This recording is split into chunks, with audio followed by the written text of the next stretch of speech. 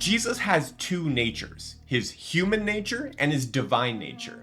But Nestorianism separates those two natures so drastically that it functionally treats them as if they were two different persons, one divine and one human, rather than one unified person.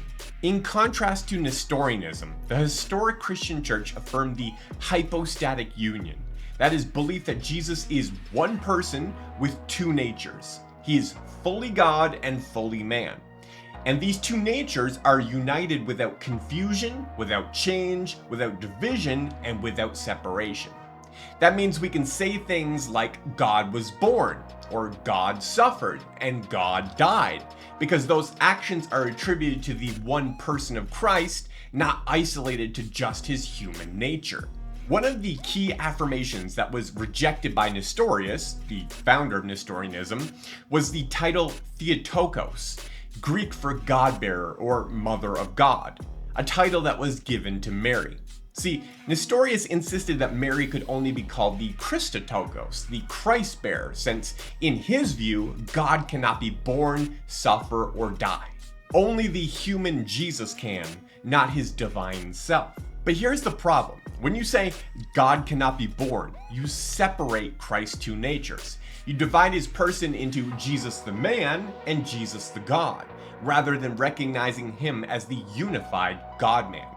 That's the very essence of Nestorianism. At the Council of Ephesus in 431 AD, the church declared, "If anyone does not confess that the Emmanuel is truly God, and therefore that the Holy Virgin is Theotokos, for she gave birth according to the flesh to the Word of God made flesh, let him be anathema."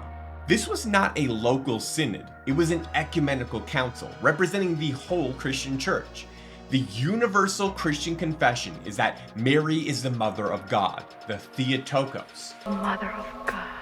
This was a direct response to Nestorianism, and they declared anyone who teaches it is anathema, which is to label them as a heretic.